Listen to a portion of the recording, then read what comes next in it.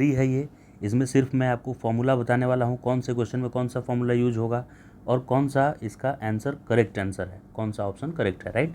सिर्फ आंसर की और फॉर्मूला बताने जा रहा हूँ। डिटेल सॉल्यूशन आगे आने वाले टाइम में किया जाएगा, या जिस क्वेश्चन का आपको सॉल्यूशन चाहिए कमेंट बॉक्स में सेंड कीजिए, उस क्वेश्चन को सॉल्व करके अपलोड कर देंगे। तो ये फॉर्मूला यूज करते ही आपका आंसर आ जाएगा 4.4 मिली टेस्ला। फर्स्ट ऑप्शन करेक्ट है इसका। सेकंड क्वेश्चन पे आ जाते हैं। सेकंड क्वेश्चन में डायमैग्नेटिक सब्सटेंस दिया हुआ है और इसका डायमैग्नेटिक सब्सटेंस का यानी ससेप्टिबिलिटी निगेटिव होता है, तो इसका सेकेंड ऑप्शन है ये, तो ये वाला करेक्ट है। तो ऑप्शन में देखिए कि ए का सेकेंड कौन सा है, तो थर्ड ऑप्शन है, तो इसका थर्ड करेक्ट हो गया। थर्ड का वर्क डन निकालना है कौन से प्रोसेस में, तो बीसी में। तो बीसी में देख सकते हैं कि वॉल्यूम कांस्टेंट है, तो वर्क डन होगा ही नहीं, तो थर्ड ऑप्शन करेक्ट है। फोर्थ में अनपोलराइज्ड लाइट है, ब्रूस्टर एंगल पे इंसिडेंट हुआ है। तो सबको पता है कि रिफ्लेक्टेड लाइट फुल्ली पोलराइज्ड हो जाता है कम्प्लीटली और रिफ्रैक्टेड पार्शियली होता है, तो सेकेंड ऑप्शन करेक्ट है इसका। Question number 5, NP by NS दिया हुआ है और VS बाई VP पूछा है, VP बाई VS नहीं पूछा है। तो NP बाई NS जो होता है ना, वो VP बाई VS होता है, ये दोनों सेम रेशियो में होता है, राइट। तो ये 1/2 दिया हुआ है, लेकिन जो पूछा है मुझे ना, इसको उल्टा करके पूछा है, VS बाई VP पूछ दिया है, ये देखिए VS बाई VP, तो इसका अपोजिट होगा, तो 2/1 हो जाएगा, 1/2 के जगह पर 2:1 हो जाएगा, तो फोर्थ ऑप्शन करेक्ट हुआ। इसमें लॉजिक गेट दिया हुआ है, लॉजिक और ट्रूथ टेबल से बताना है कौन सा ऑप्शन करेक्ट है। पहला ऑप्शन बी बार लिखा है कि जो आउटपुट है वाई वो बी बार है, तो बी बार होगा तो बी का एकदम उल्टा होगा, यानी 0 का 1 हो जाएगा, 1 का 0, 0 का 1, 1 का 0, बिल्कुल सही, सब सही आ रहा है। यानी ये जो वाई है ना, वाई वो पक्का क्या है, बी बार है, तो ऑप्शन 1 करेक्ट है इसका। 7 नंबर बहुत ही सिंपल क्वेश्चन है। लिस्ट काउंट का फॉर्मूला होता है 1 मेन स्केल डिवीजन का रीडिंग कितना है divide by number of division on vernier scale. Vernier scale पे कितना डिवीजन है, n+1।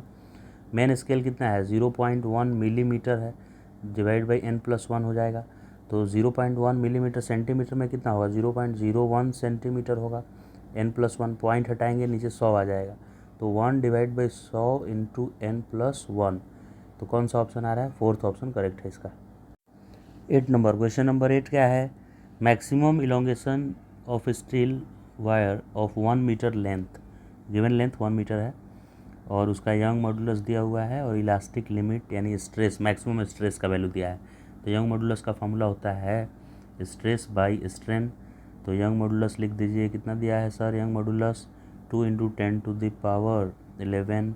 स्ट्रेस का वैल्यू मैक्सिमम कितना दिया है, 8 × 10⁸ डिवाइड बाई स्ट्रेन होता है चेंज इन लेंथ पे ओरिजिनल लेंथ, ओरिजिनल लेंथ कितना दिया है 1 मीटर, तो मैं 1 मीटर लिख दिया।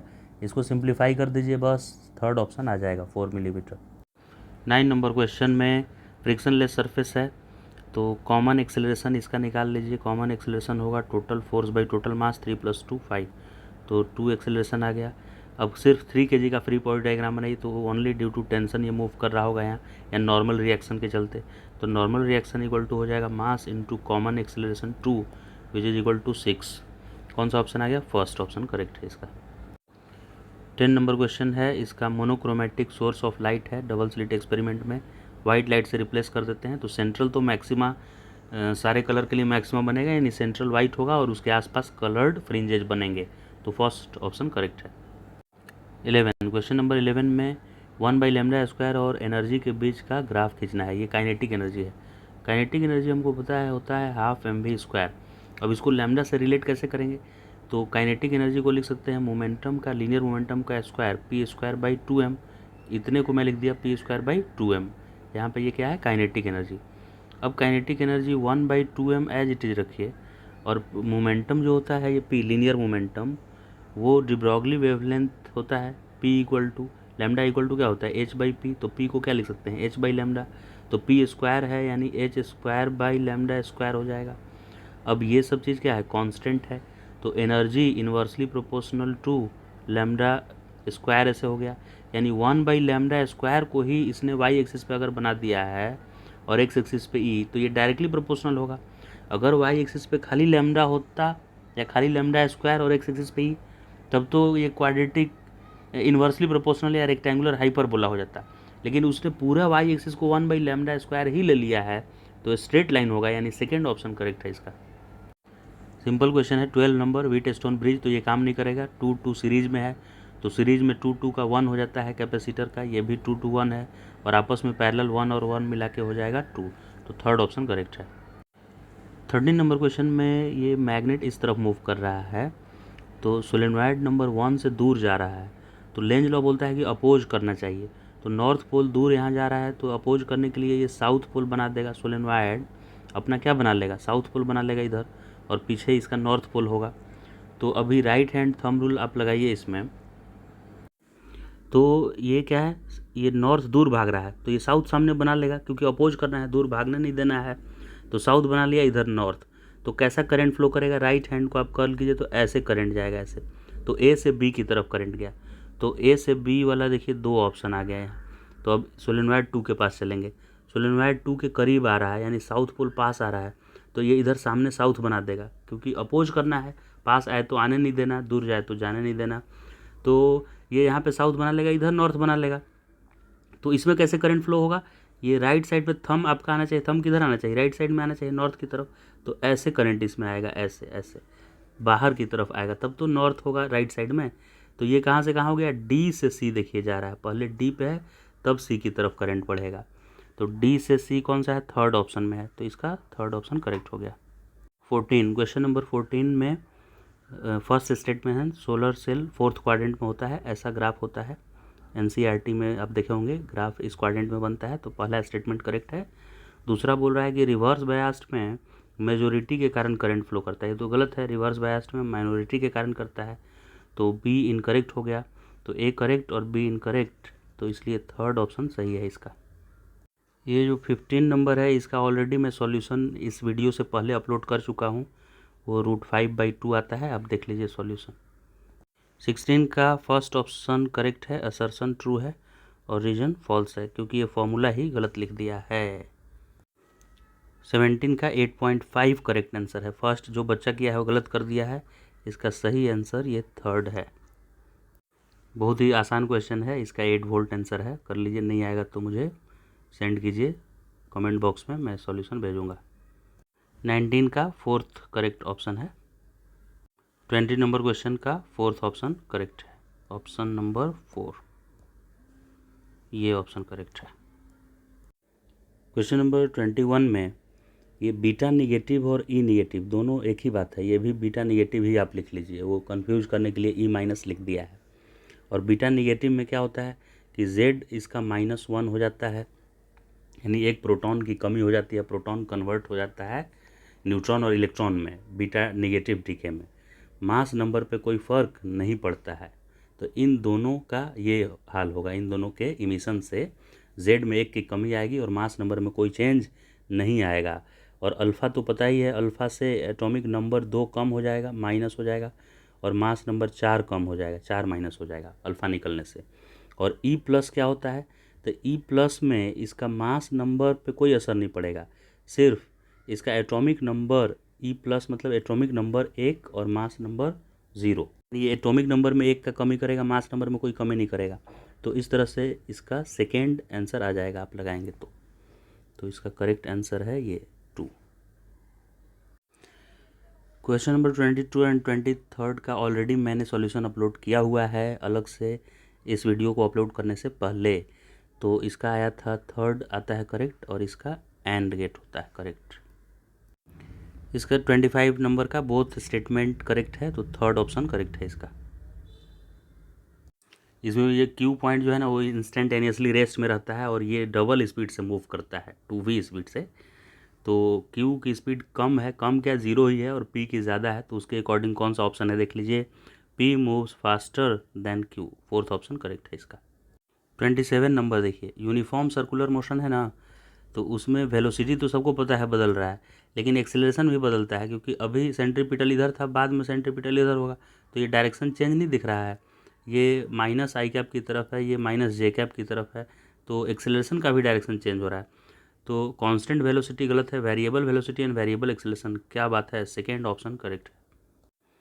28 नंबर क्वेश्चन को अगर ध्यान से देखें, सर्कुलर डिस्क रेडियस दिया हुआ है, प्लेस्ड जेंटली, ठीक है, सरफेस टेंशन दिया है, एक्सेस फोर्स रिक्वायर्ड, मैंने ग्रेविटी के अलावा एक्सेस फोर्स कितना लगता है, सरफेस टेंशन इनटू उसका आउटर सरकमफेरेंस 2πr लगता है, तो ये आंसर हो जाएगा सरफेस टेंशन 0.07 इंटू 2, पाई का वैल्यू लिख दीजिए 22/7, और रेडियस कितना है सर 4.5, लेकिन ये सेंटीमीटर में है तो इसको 4.5 मीटर में लिखने के लिए 100 से डिवाइड कर देते हैं, है ना।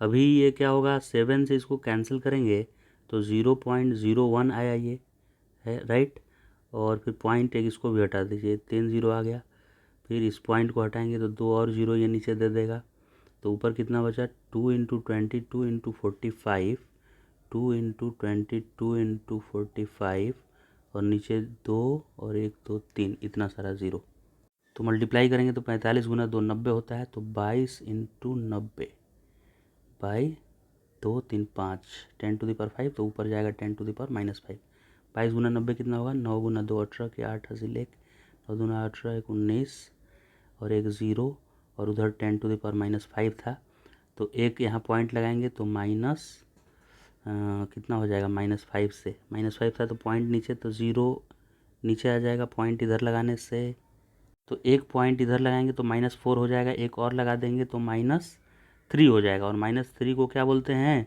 मिली, तो 19.8 मिली न्यूटन थर्ड ऑप्शन है। इस 29 में ये फॉर्मूला यूज कर दीजिए, आराम से सेकेंड ऑप्शन करेक्ट आ जाएगा। 30 नंबर पहले से मैंने बनाया हुआ है, आप जाकर देख लीजिए कि क्या है, पहले वेलोसिटी v था, बाद में आधा हो गया है उसका, तो 2:1 फोर्थ ऑप्शन करेक्ट आता है इसका सॉल्यूशन बनाया हुआ है, वीडियो में देख लीजिए, इसके पहले वीडियो अपलोड कर दिए हैं।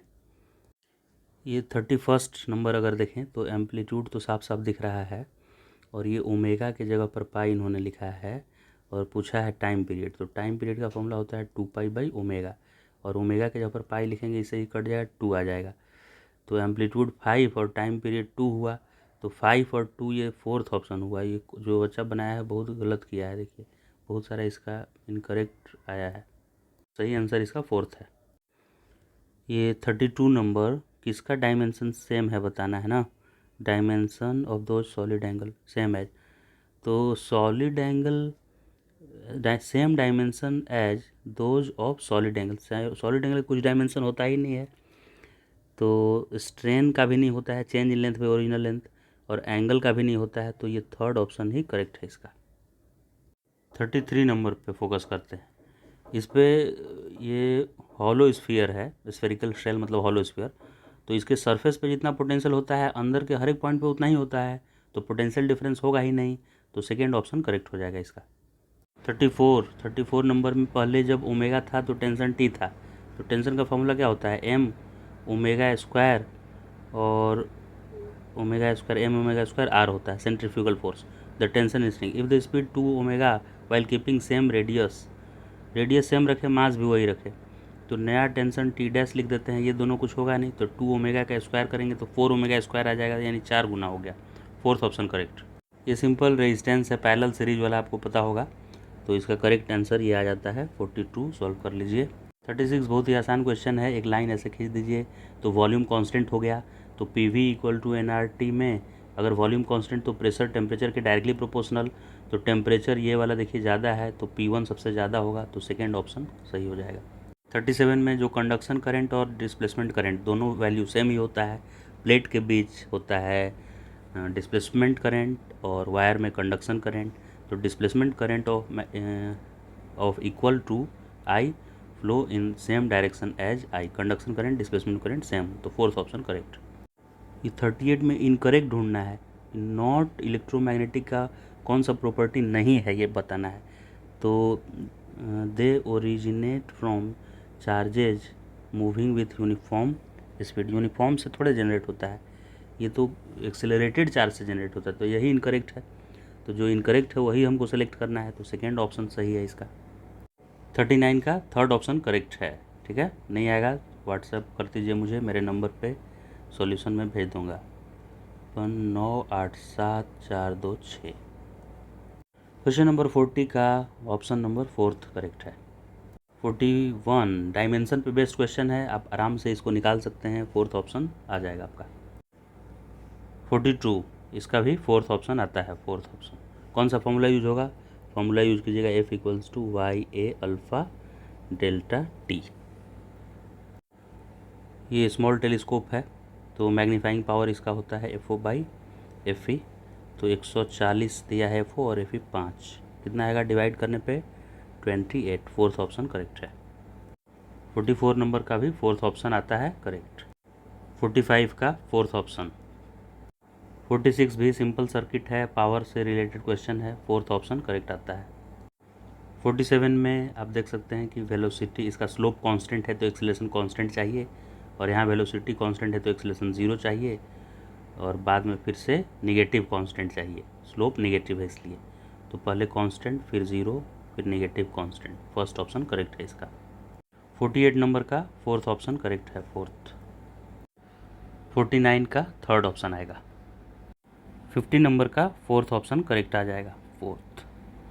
ओके, तो इसमें से जिसका सॉल्यूशन अगर चाहिए आपको किसी का, तो मुझे व्हाट्सअप कर सकते हैं, और आंसर की मैं यहाँ पे सबका बता दिया हूँ, और मोस्ट ऑफ द क्वेश्चन मैं सॉल्व करके भी दिखा दिया हूँ यहाँ।